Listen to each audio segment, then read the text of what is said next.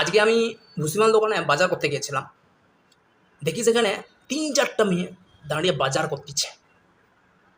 আমি দূর থেকে দেখতে পেয়েছি, আর ওই দোকানে যাইনি। আমি দাঁড়িয়ে আছি এখানে, নাটক করতেছি, ফোনে এমনি কথা বলে নাটক করতেছি।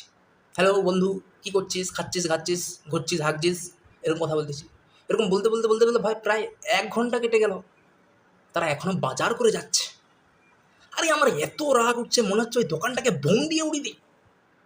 ওরা কি দোকানে লিখতে পারে না, girls not allowed, I am sigma, ভুসিমাল দোকান? তবেই তো আমরা বাজার করতে যাব। আমি শুধু ১০ টাকার মুসুর ডাল কিনতে যাচ্ছি।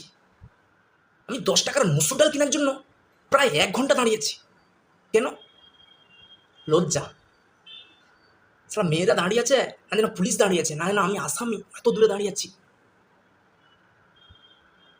এত লজ্জা ভাই, আমার এত লজ্জা। ছি, মেয়েরা দাঁড়িয়ে আছে বলে আমি বাজার করতে যাব না? এত লজ্জা তোর? আমার যখন মেয়েগুলো দোকান থেকে বেরিয়ে চলে গেল, তখন আমি দোকানে গেলাম, ১০ টাকার মুসুর ডাল নিয়ে বাড়িতে এলাম। এবার আমার মা বলতেছে, করছি তুই কি মুসুর ডাল তৈরি করে আনতেছু,